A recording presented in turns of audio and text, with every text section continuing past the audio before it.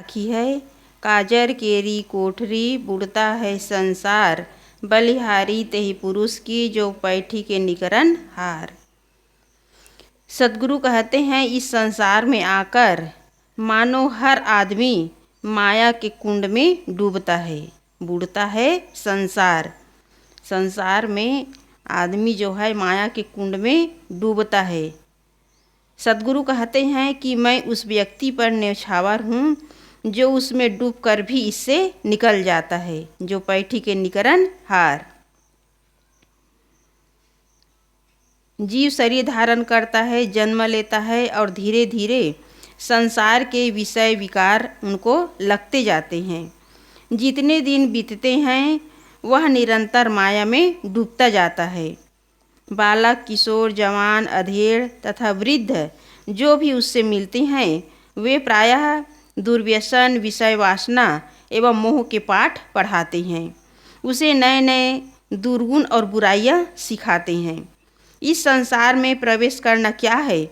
मानो घोर अंधकार में प्रवेश करना। जो संसारी लोग हैं वे लोगों को किसका पाठ पढ़ाते हैं? विषयों का, सांसारिकता का पाठ पढ़ाते हैं कि शादी में सुख है, बाल बच्चे में सुख है, बस इसी का पाठ पढ़ाते हैं। जबकि ये विषय वासना, ये मोह माया जो है दुख का कारण है। तो लोग जो हैं स्वयं फंसे हुए हैं और लोगों को भी फंसाने का काम करते हैं। तो इस संसार में प्रवेश करना क्या है? घोर अंधकार में प्रवेश करना, क्योंकि विषय वासना क्या है? अंधकार है। और इसी में लोग जो है सुख माने हुए हैं, जबकि इस विषय वासना में फंसे हुए लोग जीवन भर दुखी रहते हैं। आप जिधर निकल जाइए मन को खराब करने वाली आवाज़ सुनेंगे, चीज़ें तथा व्यवहार देखेंगे। अधिकतम आदमी तमोगुण और रजोगुण में डूबे हैं। उनकी संगत का प्रभाव वहाँ होना ही है, क्योंकि जैसी संगत करो वैसे ही लोगों के ऊपर प्रभाव पड़ता है। जैसा करे संग वैसा चढ़े रंग। संसारी लोगों का संग करोगे तो मन में सांसारिकता ही आएगी। और लोग जो है इसी का पाठ पढ़ाते हैं। गलत लड़कों की संगत में पढ़कर कितने सज्जन लड़के खराब आचरण के हो जाते हैं। जीव के साथ अनादि अभ्यस्त विषयों की वासनाएं एवं संस्कार हैं। देह धारण करते ही ये विषय वासनाएं, गलत संस्कार उठने लगते हैं। तो इस प्रकार जीव के साथ में अनादि वासनाएं हैं। देह, इंद्रिय और मन है। बाहर विषयों का गरम बाजार है। विषय का पाठ पढ़ाने वाले नर और नारी हैं। इस प्रकार जीव को सब तरफ से विषय वासनाओं में डुबाने वाले साधन हैं। अतएव देह धारण करते ही जीव मानो काजल की कोठरी में डूब जाता है, अर्थात माया के कुंड में गिर पड़ता है। क्योंकि चारों तरफ केवल विषय वासनाओं का वातावरण है, उसी का माहौल है। जिधर देखो उधर, चाहे स्त्री हो या पुरुष, केवल लोगों को फंसाने में लगे हुए हैं। और दूसरी तरफ हमारा मन, हमारी इंद्रियां, इनमें अनादिकाल से कुसंस्कार से इंद्रियां ग्रसित हैं। तो एक और तो लोग जो है फंसाने के लिए लगे हुए हैं, दूसरी तरफ हमारे अंदर अंतःकरण में इनका कुसंस्कार भरा हुआ है। तो जैसे ही वातावरण मिलता है, मनुष्य का मन जो है इस विषय वासना में, माया में डूब जाता है। तो सदगुरु कहते हैं कि बलिहारी तेहि पुरुष की जो पैठी के निकरन हार। उस नर या नारी की प्रशंसा है जो इस काजर की कोठरी शरीर संसार में आकर इनके दोषों से निकल जाता है। सदगुरु कहते हैं कि मैं उस पर अपने आप को न्यौछावर करता हूँ।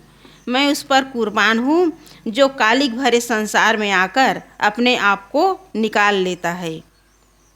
गुरुदेव जी प्रवचन में बताते थे, मुंज में से सीख निकालना, अपने आप को बेदाग इस संसार से निकाल लेना।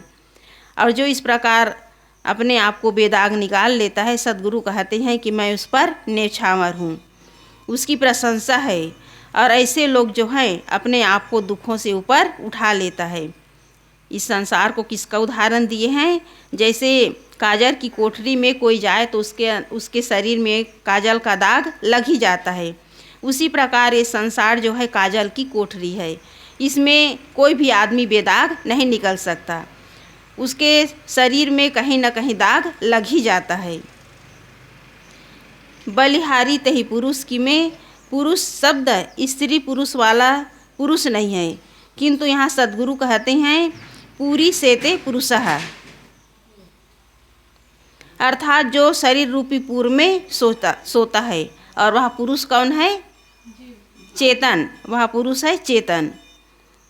शरीर स्त्री का हो या पुरुष का, वह तो भौतिक है, परंतु दोनों के भीतर एक समान चेतन पुरुष निवास करता है। अतएव नर के शरीर में जैसे चेतन पुरुष निवास करता है, वैसे नारी के शरीर में भी चेतन पुरुष निवास करता है। अतः नर हो या नारी, जिन्होंने अपने आप को इस घोर संसार से निकाल लिया, वह धन्य है। धन्य उसी का जीवन है जो माया से, सांसारिकता से अपने आप को बचा लेता है। जो सांसारिकता में डूब जाता है, माया मोह में डूब जाता है, अपने आप को छुड़ा नहीं पाता, क्योंकि माया को ऐसी डाकनी कहा गया है जो उसके विवेक को खो देता है। आदमी विचार ही नहीं कर पाता कि इस माया में फंसकर हमें दुख मिल रहा है, इससे हम निकल जाएं। अपने आप को छुड़ा नहीं पाते। कितना भी दुख पाए, कितना भी तकलीफ पाए, कितना भी संसार में ठोकर खाए, लेकिन माया से अपने आप को छुड़ा नहीं पाते। इसलिए कहा गया है कि माया जो है मनुष्य के अंदर कुंडली मार करके बैठी है, और ये माया ऐसी कुंडली मार करके बैठी है कि मनुष्य के विवेक और बुद्धि को पूरी तरह भ्रष्ट कर देती है। उसे कितना भी ठोकर मिले, कितना भी परिवार से, समाज से दुख मिले, उसे ऊपर निकले का प्रयास नहीं करते, क्योंकि कहते हैं कि कहीं न कहीं सुख मिलेगा, लेकिन कहीं सुख मिलने वाला नहीं है। इसलिए संसार क्या है? काजर की कोठरी है। इसमें आदमी जो है केवल अपने इस शरीर को, अपनी इस आत्मा को केवल दाग लगाते हैं। किससे दाग लगाते हैं? विषय वासनाओं से, गलत चिंतन से, मोह माया से अपने इस शरीर को जो कल्याण के लिए मिला हुआ है, शांति के लिए मिला हुआ है, अपना उद्धार करने के लिए मिला हुआ है, लेकिन इसमें डूब करके जो उद्देश्य है, जो कल्याण का रास्ता है, उसे वो भूल जाते हैं। तो सद्गुरु कहते हैं बलिहारी तही पुरुष की। उस पुरुष की बलिहारी है, उस साधक की बलिहारी है जो अपने आप को इस घोर अंधकार से निकाल लेता है। उसी का जीवन धन्य है। और जो इसमें उलझे हुए हैं, फंसे हुए हैं, वो केवल दुख ही भोगते हैं। कैसे मोंगरा? सुख है कि दुख है? दुख है। तो अपने आप को बचाओगी कि नहीं बचाओगी? उस ओर ध्यान नहीं देना है, क्योंकि उस ओर जो लोग फंसे हैं वो अपने आप को निकाल नहीं पाते। माया ऐसी सर्पनी है कि आदमी को अपने जाल में ऐसे फंसाए हैं कि वे अपने जीवन को समझ ही नहीं पाते। कितना भी दुख पाते हैं, लेकिन उससे अपने आप को छुड़ाने का प्रयास नहीं करते। जैसे किसी को रस्सी से बांध दिया जाए तो रस्सी को छुड़ा लेंगे, लेकिन माया ऐसी रस्सी है कि मनुष्य अपने आप को छुड़ा नहीं पाते, उसमें जकड़े हुए हैं। कितना भी दुख पाते हैं, लेकिन उससे अपने आप को छुड़ाने का प्रयास नहीं करते। तो सद्गुरु कहते हैं बलिहारी तही पुरुष की। उस पुरुष की बलिहारी है, उस चेतन आत्मा की बलिहारी है कि वो अपने आप को छुड़ा लेता है। भूल हो जाना, भटक जाना, गलती हो जाना, ये तो सहज बात है, क्योंकि भूल आदमी से होती है और आदमी उस भूल को सुधार लेते हैं। इसको लेकर किसी को नीची दृष्टि से न देखो। क्या दीवार भूल कर सकती है? क्या पेड़ पौधे, क्या पत्थर, तृण भूल कर सकते हैं? वे भूल नहीं कर सकते। तो जो जड़ हैं उससे भूल नहीं होती। भूल किससे होती है? चेतन प्राणी से। तो क्या तुम उन सरीखे बेजान होना चाहोगे? तुम मनुष्य हो, जानदार प्राणी हो, मनुष्यतर प्राणियों से भी श्रेष्ठ हो। तुम ज़्यादा समझते हो, इसलिए तुम भटक भी सकते हो और सुपथ पर लगकर अपना जीवन सुधार सकते हो। इसलिए सद्गुरु कहते हैं कि हे मानव, तू इस भाव का भूषण है। तेरे समान केवल तू ही है, तेरे समान और कोई दूसरा नहीं है। मानव की तुलना केवल मानव है, परंतु वह चारों तरफ से विषयों के संस्कारों से जकड़ा है। उसे विषयों की ओर ठेलने के लिए जड़ चेतन सृष्टि तैयार है। इसलिए यदि वह कहीं फिसल गया तो बड़ी बात नहीं हो गई। उसकी विशेषता है कि वह उस कीचड़ से निकल सकता है। फिसल जाना, गलती हो जाना, कहीं भूल हो जाना, ये तो स्वाभाविक बात है, लेकिन विशेषता है उस कीचड़ से अपने आप को निकालना, उस दुख से, उस दलदल से अपने आप को निकालना, यही विशेषता है। जो इस कीचड़ से अपने आप को निकाल ले वह परम पूज्य है। घोर अविद्या, स्वार्थ, अहंकार, विषय वासना, इन सब काले कज्जलों के भयंकर कुंड से जो अपने आप को निकाल लेता है, कबीर साहब जी कहते हैं कि उसकी भूरी भूरी प्रशंसा है। वे उस पर अपने आप को न्यौछावर करते हैं। यह उनकी दीर्घ दृष्टि तथा हृदय विशालता है। तो सद्गुरु कबीर साहब जी का हृदय विशाल था और उनकी दृष्टि जो है दिव्य दृष्टि थी, क्योंकि सद्गुरु कबीर साहब जी इस संसार को और सांसारिकता में उलझे हुए लोगों को ऊपर उठाने का प्रयास करते थे, क्योंकि संसार जो है दुखों से भरा हुआ है। सद्गुरु कबीर साहब जी ने कहा है, बहुत दुख दुख दुख की खानी। इस संसार में केवल दुख ही है, कोई भी आदमी सुखी नहीं है।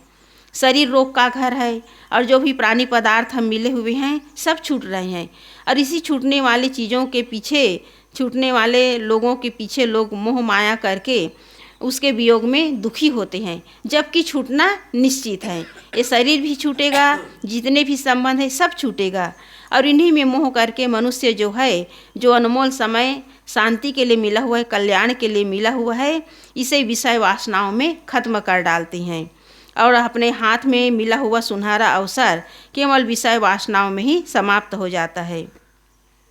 इसलिए सद्गुरु कबीर साहब जी सावधान करते हैं कि भूल हो जाना, गलती हो जाना, ये स्वाभाविक, ये सहज बात है, स्वाभाविक है, लेकिन उस भूल को सुधारना ये मनुष्य की विशेषता है। लेकिन भूल पर भूल करते जाना ये मनुष्य की सबसे बड़ी नासमझी है। एक बार भूल हो गई और उस भूल को यदि सुधार ले तो वही इंसान है, और जो भूल को न सुधार करके पुनः गलती करते चले जाते हैं तो उसके जीवन में सुधार की कोई गुंजाइश नहीं है। तो इसलिए मानवेतर जो प्राणी हैं उनमें न मन है, न बुद्धि है, न विचार है। ये सारे साधन मनुष्य को मिले हुए हैं, और जो भूल कर लेता है, सुधार कर लेता है, उसी के जीवन में सुख और शांति है। तो सद्गुरु कहते हैं कि हे मानव, तू महान है, तेरे अंदर अद्भुत शक्ति है। तू चाहे तो अपने आप को सुधार करके तुम भगवान और परमात्मा तत्व को भी प्राप्त कर सकते हो। इस संसार में जो विषय वासनाओं में डूबे हुए हैं उनके जीवन में कोई सुख और शांति नहीं है। बाहर साधन तो मिले हुए हैं, धन संपत्ति और मान सम्मान, पद प्रतिष्ठा, सब कुछ मिला हुआ है, लेकिन उसको पा करके भी मनुष्य के जीवन में शांति नहीं है। ये सारी शांति मनुष्य के अंदर है। केवल उसे अपने आप को समझना है कि मैं श्रेष्ठ महान आत्मा हूँ, और ये सारे प्राणी पदार्थ है सब छूटने वाले हैं, लेकिन अपना आपा अपने से कभी अलग होने वाला नहीं है। जब मनुष्य को इसका ज्ञान हो जाता है तो अपने मन को किस में लगाता है? अपनी आत्मा की ओर लौटने में, भक्ति में लगाता है। तो सद्गुरु सावधान करते हैं कि यदि तुम इस संसार में आकर सुपथ को छोड़कर कुपथ में लगते हो, भजन भक्ति को छोड़कर विषय वासना में मन को लगाते हो, तो तुम्हारे जीवन में कभी सुख मिलने वाला नहीं है, तुम कभी सुखी नहीं हो सकते। इसलिए सुपथ है भक्ति मार्ग पर लगना, और एक कुपथ क्या है? सांसारिकता, जिसमें केवल विषय वासना है, जिसमें केवल दुख है, पीड़ा है और अशांति है, और इसी में पढ़कर मनुष्य जो है घोर अंधकार में अपने जीवन को खो देता है। ये सांसारिकता, ये विषय वासना केवल अंधकार है। तो हमें सद्गुरु का ज्ञान मिला हुआ है, और इस ज्ञान के प्रकाश में हम अपना जो जीवन है, अपना जो मार्ग है, उसे हम कल्याण की ओर ले जा सकते हैं, और इसी के लिए मिला हुआ है ये जीवन। तो मनुष्य जो है यदि अपने भूल को नहीं सुधारे, अपने अंदर जो गलत आदतें हैं उसे न सुधारें, तो उसे और कोई रास्ता बताने वाला नहीं है, और कोई रास्ता ही नहीं है। इसलिए सुधार का रास्ता यही है कि हम विचार करें, विवेक करें, और अपने इस जीवन को ऊपर उठाने का, इस जीवन को कल्याण की ओर ले जाने का हम प्रयास करें।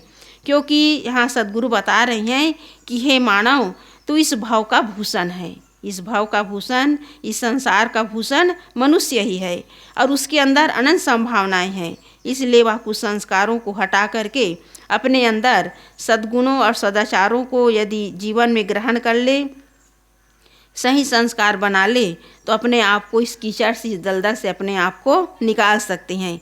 नहीं तो संसारिकता में उलझाने वाले हजारों लोग हैं, लेकिन निकालने वाले केवल एक ही महापुरुष हैं, और वो कौन है? सद्गुरु।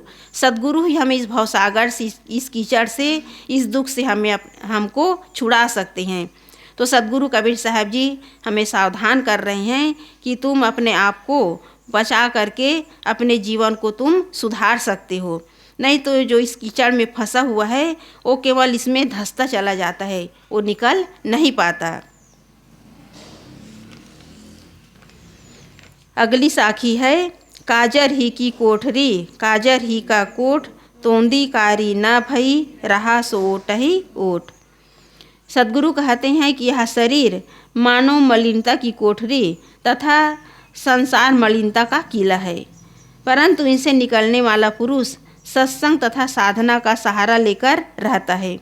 इसलिए शरीर और संसार में रहते हुए भी उसका मन जो है मैला नहीं होता। कुशल वक्ता और कवि संत कबीर साहब जी ज्वलंत उदाहरण देकर के हमें समझाते हैं। वे कहते हैं कि मानो एक किला हो जो किससे भरा हो? कज्जल से, और उसकी सारी कोठरियाँ कज्जल से ओतप्रोत हो। एक ऐसा व्यक्ति उसमें रहता हो जो इतना सावधान हो कि उनकी उंगलियों के अग्रभाग भी काले न होते हो, तो यह उनकी प्रशंसा है। इसी प्रकार इस कालिक भरे शरीर और संसार में रहकर जिसका मन मलिन न हो, वह प्रशंसा का भाजन है। तो इस साखी में तोंदी शब्द बहुत ही महत्वपूर्ण है। तोंदी के दो मुख्य अर्थ हैं। एक तोंदी कहते हैं उंगली के अग्रभाग को, और पेट में स्थित नाभि को भी कहते हैं। तो इसका सामान्य अर्थ पेट है, और पेट का अर्थ है मन।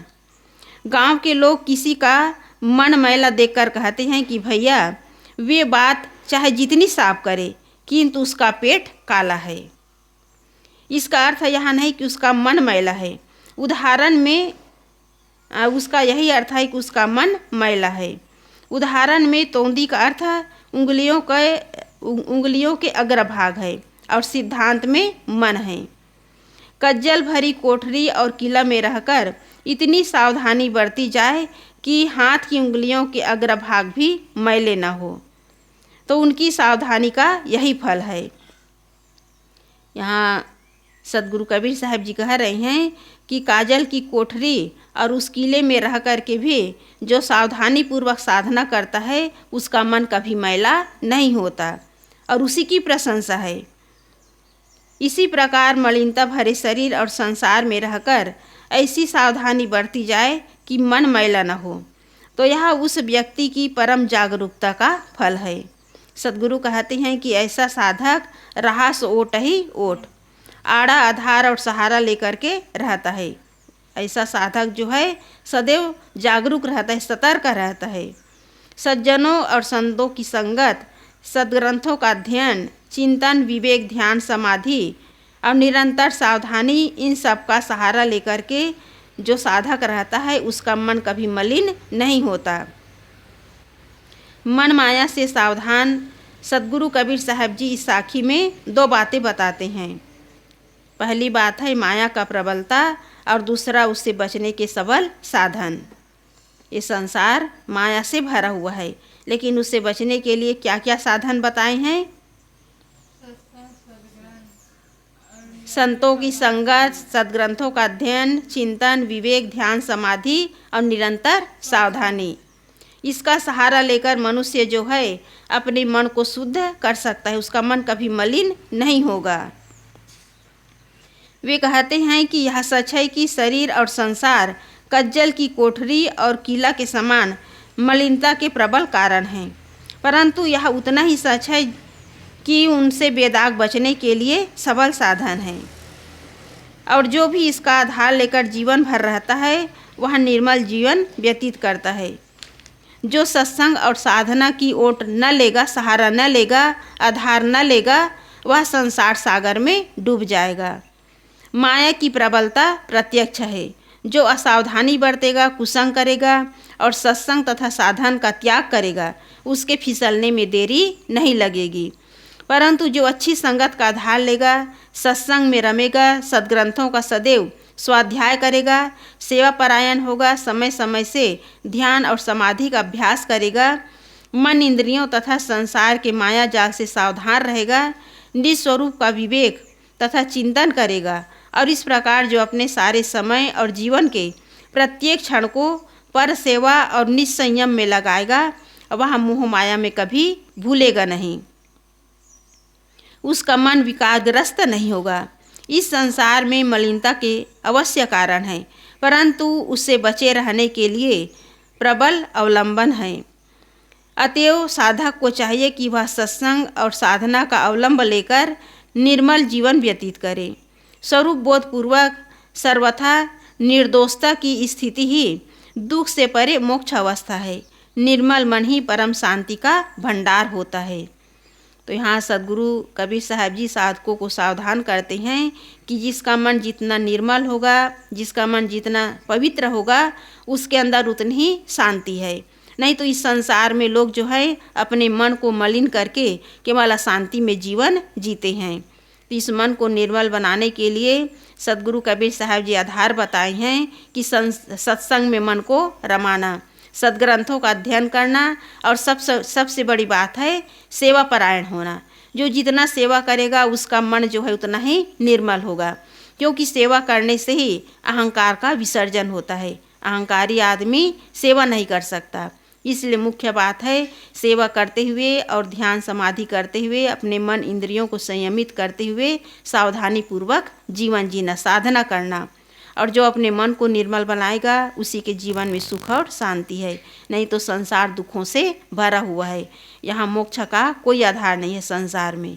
और जो व्यक्ति सत्संग और संत गुरुजनों से दूर रहेगा, विवेक और विचार नहीं करेगा, उसके जीवन में केवल दुख ही दुख है।